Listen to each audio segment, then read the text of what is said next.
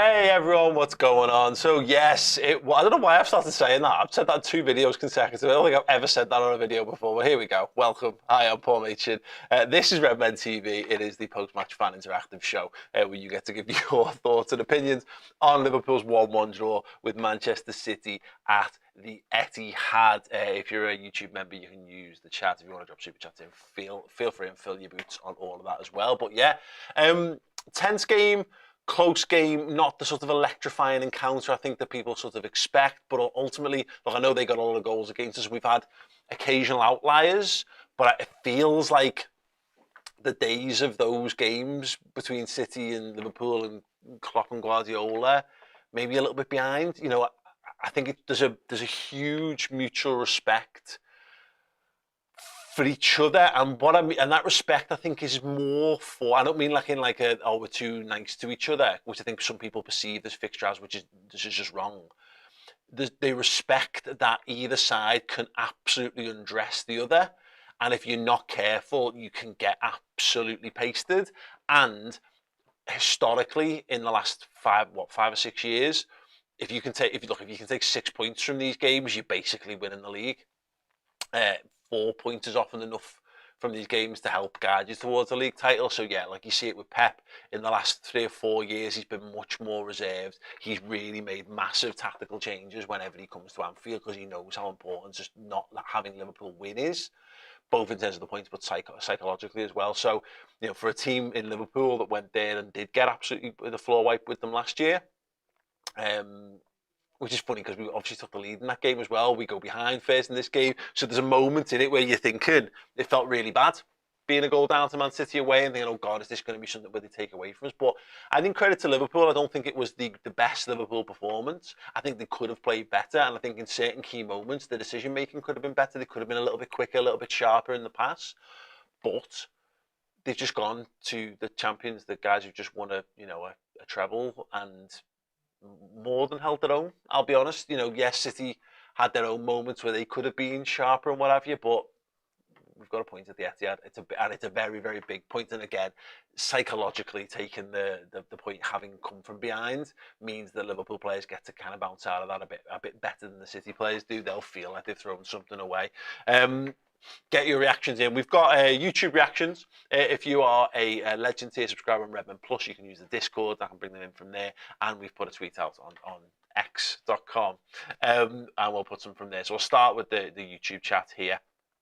All About Nat says, can't believe how happy I am with a draw. Totally feels like a win. Yeah, that happened and great. It's for me, I don't know. I'd have liked something more conclusive. The problem with it being conclusive is that I think in order for it to be conclusive, Liverpool had to probably go a little bit more caution to the wind and go a little bit more gung-ho. And when you do that, you end up conclusively getting twatted by them. And then you can conclusively say the City are too good for Liverpool and they're clearly ahead in the title race. So, yeah, that's the problem with these ones. This might be a rare occurrence where it's actually how you handle the sort of the other teams. It's the Brentfords and the Newcastles and the Brightons and the Aston Villas of this season. They're the teams that might actually determine where the league title goes this season. But I feel happy, but I don't maybe feel quite as. I'm not kind of bouncing around. For me, it's a bit of a sense of relief because I think Liverpool are good enough to be in the title race. There's a long way till that really starts. I often say this, you need to be in it in March going into April to really be in the title race, but to build that fine. That's where I'm happy, but a relaxed, relieved happy rather than like delirious. Let's start singing songs and waving flags. But I'm glad that you feel that way, Nat, because yeah, absolutely no reason why not to. That's just me being a bit of a minge bag. Thomas doubting. Let's see if his comment's positive. Happy. Oh, there you go. But very, very concerned. Very, very concerned about Alisson's injury. I'm praying it's cramps. It looks like a hamstring one. If I had to go off the Michael Owen visual pain scale, which I have painstakingly developed over years of following Liverpool Football Club and the years following Michael Owen's Liverpool career, I think that's 2 weeks, maybe 3, just to be careful. Which is obviously not great. But, again, you can't afford to take any risks with Alisson Becker. And Kelleher's good. He's a good goalie. He was going to play midweek anyway against Lask, so that's fine. So that, I mean, you can give him. He wasn't. You've got effectively a week off for Alisson to maybe recuperate, and having a couple of games in close spells for Queven won't be a bad thing. I'd rather him come in now when he's already playing football than kind of coming out the cold. But we'll see on that one. It is a little worry. I'm glad that we managed to see the game out without him being called upon, because that would have been a real heartbreaker, particularly on the back of obviously the Spurs away result. Official Cam LFC. This point shows how the squad we have can win the league. We are taking home a lot of silverware this season, boys. I just whether we will or we won't is that's unknown at this stage, isn't it? Because the future. But can we? Yeah, I do. I really genuinely feel like Liverpool have got something. It's the depth and the quality of depth that we've got there. That's the really good thing. I mean, look, we got to bring Luis Diaz into this game, and it's mad because he barely touched the ball, but all of a sudden we have a couple of moments where he just comes alive in a football match, and he really helps to sort of turn the game on its head. Yeah, really, really good.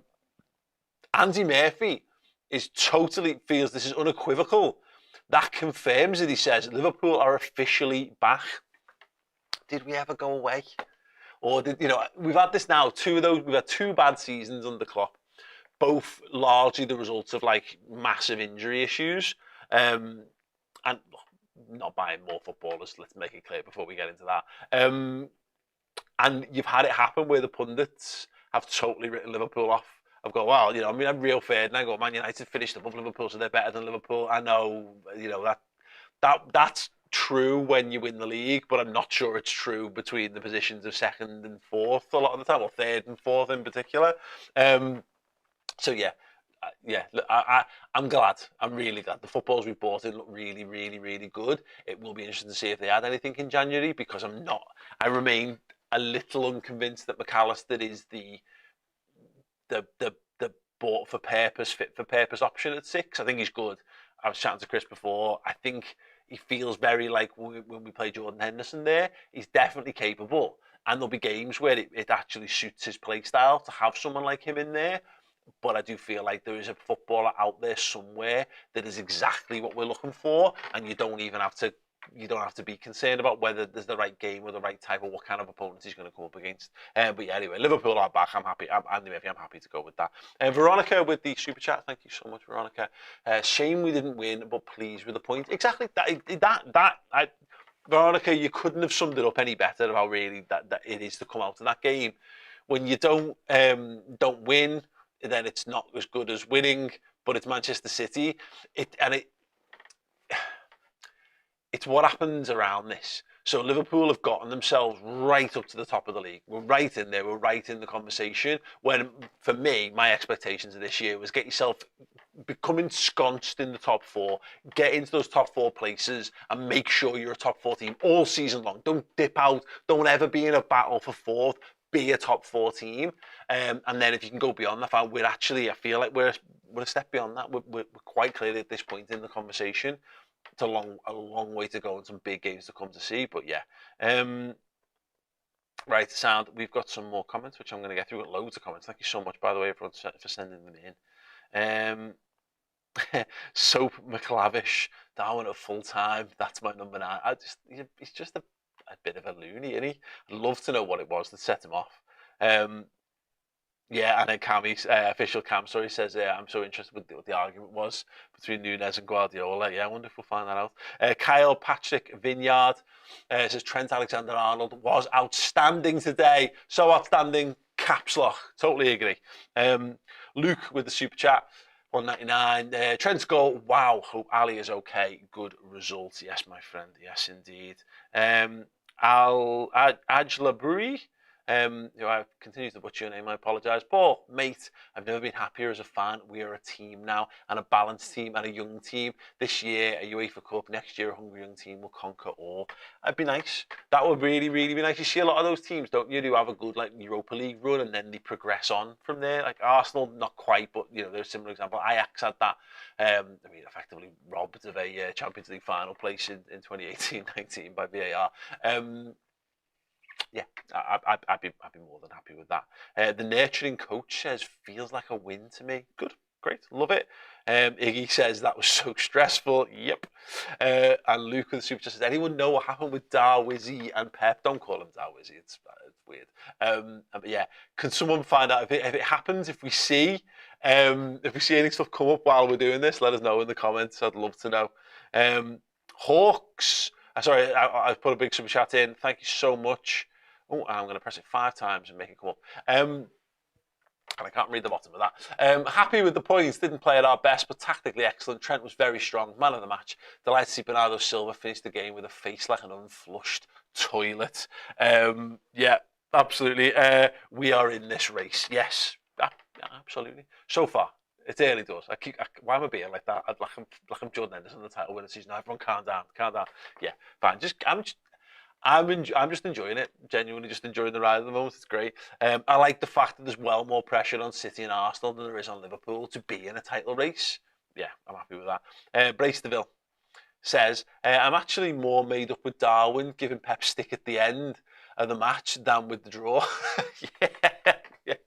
A little bit of needle. I like people who aren't bowed by like the respect and all that kind of thing. I've got no problem with Liverpool City turning into a bit more of like a gnarly brawl. I was asked to name the 5 biggest non-derby rival games or biggest games in the Premier League on a show that went out this week on another YouTube channel that doesn't sponsor Redmen, so I won't say the name.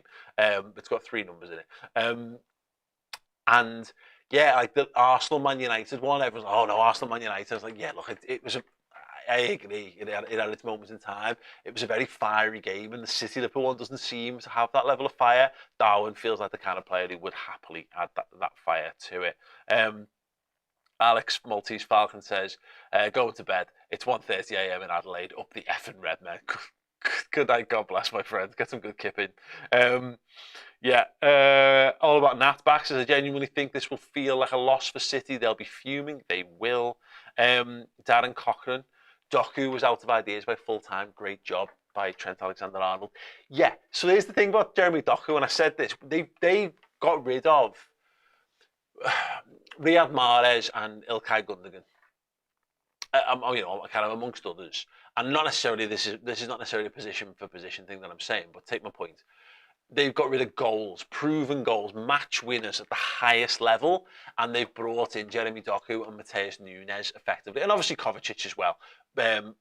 None of these guys are proven at that level, so you're going to lose something. And this is the thing with Doku, you've got a guy there who's got this weapon in his arsenal. He's fast, he's great at dribbling, he can create stuff. But wingers as well, there's only so many things you can do that you do kind of. Once you've seen them all as a defender, if you're clever, you can then, you can anticipate what they're going to do and you can start to shut them out of the game. And I think he kept going all game long, and you can see what a good player he is. But this is the thing, Riyad Mahrez is just an absolute winner.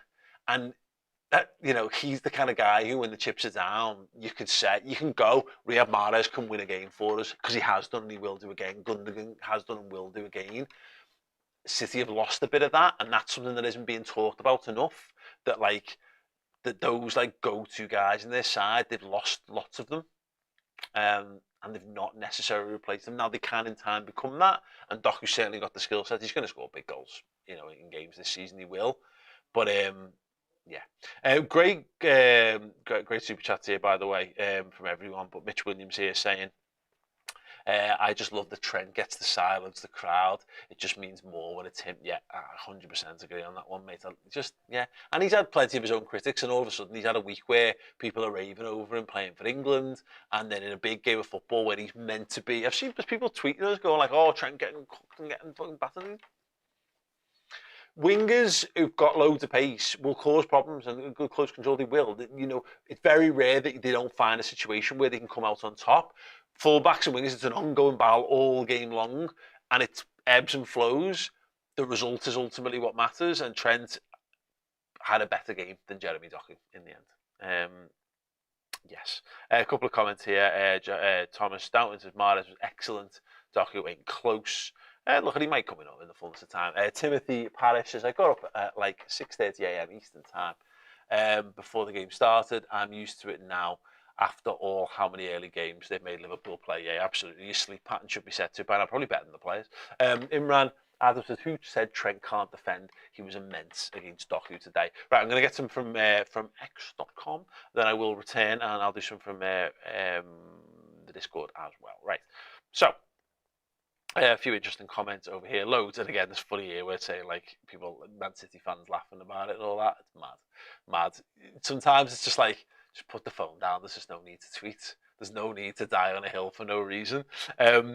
Dean Foley, if I can get his comments up, says, I'll take that. Thought we didn't look like scoring that second half, but the Scouser in our team, great resilience. Yeah, he was a very, very good performer on the day. I'm glad to see so many people recognising it as well. Greg Hyde says, always good to get a point at City, especially when it keeps us at arm's length with them in the table. Not at arm's length, mate. It keeps us right bear hug, touch tight to them, which is even more important, to be perfectly honest. We've got one here from TD. Says City drop points again. That's fine. Commentary mentioning the tepid atmosphere and boring game. That's what happens when Sky move the game to a 12:30 kickoff. Yeah, again, look, it is. That should be the showpiece fixture. And I know people go, oh, it's football, it's just your job and running around and kicking it. If you want the best of the best to show the best of the best, put them in the most fertile situation for it. Now, from what I can tell, City have got a game on Tuesday in the Champions League, which is why they couldn't play the Sunday. And then it was a toss-up between the 5:30 and the 12:30, and the Manchester police wouldn't allow it to be the 5:30 kickoff. So here we are in a 12 o'clock, half 12 game, with it not being quite what I think we all would have hoped it would have been. But yeah, it is what it is. As Ann Walker says here, ultimately, just great points. He's talking about the points I'm making, but I'll also say the point that Liverpool got as well. I think we can all agree with that. Right. Right, we've got Adam Hart here in our Club Legend Discord. Says, fucking win the lot. Do it. Let's win a quadruple. Whatever. I just enjoy it. I'm just genuinely enjoying watching Liverpool play football again. And even when it's not like brilliant, and you don't get to have it all your own way ever. Even when we were at our best, you don't get to have it all your own way. So you've got to find things to enjoy about it. And I just like learning new things about this side and about this squad and about the manager's decisions within it and stuff. And seeing Trent being a footballer that influences game, I love him, and I feel an extra sense of kinship when it's a Scouser. It is what it is. I just feel it matters more to me. It feels more. I feel more pride in that regard. So just great. You know, we've got two Scousers playing in a starting 11, being picked for the biggest game in English club football. And one of them is the current vice captain, future captain for Liverpool. Just absolutely brilliant. Another one here from Unichronic. Every player will get a run in this team this season, I'm sure. Yeah, and exactly, that's the thing. It goes back to the goalkeeping situation. Hopefully Alisson's not out for long, but you know, when we won the league, we won it off the back of Adrian coming in and doing what, like 10, 12, 13 games, whatever it was at the start of the season, wins us the Super Cup along the way. You very rarely get to pick your best 11. People forget that you have to have a squad because you need to cope with injuries. Every side goes through injuries. I mean, like City right now, they haven't had De Bruyne all season long, and there they are at the top of the league. You've got to be able to come through with this. So yeah, it adds to the mythology. It adds to the tapestry of it. It makes things more worthy of singing songs when you've got like extra adversities to come through. So yeah, it's going to be a test for the squad this period coming up, but that's how good teams are forged, really, isn't it? Yeah, really good to see. Oh yeah, there's a good point actually from Kenny. Says, I need to see the goal again. The way Grav breezed past Rodri was a thing of beauty. This is it. I talked about Szoboszlai being a Man City killer, but on the quiet, we've bought Gravenberch as well, who hasn't drawn the eye in quite the same way, even though he's got the goal return so far, which has been impressive. But yeah, Rodri is this all-conquering number 6, and Gravenberch just comes on. It's one little moment. It's not much. You know, it's not something that you make a documentary about. But he did. He's got him stood up and he just wiggles and accelerates past them. Just magic. He's a magic footballer. Right, let's get back over to the YouTube comments. Brian Savage says he felt all week that we would grab a point up the Reds. I felt quietly positive around this, and more, actually, you know what, more quite chill, because I don't know whether Liverpool are good enough to be in the title race. I really don't. There's every chance City could have come and absolutely just annihilated us today, and they never. So yeah, good. That's a good thing. Adds to our understanding more of Liverpool, and hopefully the understand that City aren't quite unstoppable this season. Draw away, win at home, job done, says Matthew, mate. Yep, absolutely that, mate. And again, the way the fixtures have fallen, we've got a lot of our biggest, toughest games in the season out of the way now.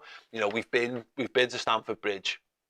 We've been to St James's Park, we've been to Tottenham Hotspur, and we've been to Man City away already. Like, to get all of those out of the way, we've got all of those teams to come at Anfield, and we're right at the top of the league. Yeah. Yep. Yeah, in fact, there you go. In fact, I've literally just stolen Jason Parker's point there. Says, let's take the positives. Chelsea, Spurs, Newcastle, City away, all done, and we're currently 1 point off City. What Jason Parker and I just said there is exactly why you should be feeling positive around Liverpool right now, because why not? Everything else is a little bit of like fear of the future. The future will come. The future will be what it will be. Angela Brie, Pep needs $1 billion. Pity Pep, greatest manager ever. Competing against Klopp is so unfair. He needs funds. In the words of Lucas, unlucky. Say it, Paul. Yeah, absolutely unlucky. Yeah.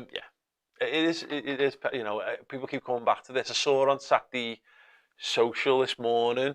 Boovie was on there with Ty Wilson and Neve, and trying to pick out like the best combined Klopp and Pep teams, and like picking the manager. And it's like, yeah, look, Pep is. If you took away all the context and just looked at what he'd achieved, Pep is that. He's the best manager in the world, isn't he?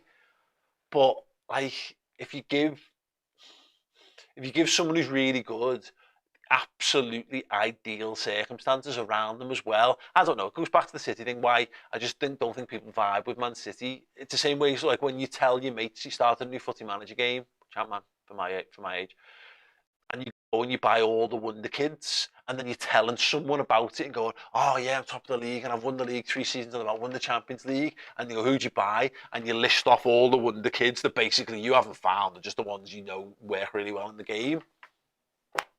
And what, mate? And what? It does take away from it. It does Pep's head in, but that's the case. Pep Guardiola should be winning everything with what he's got.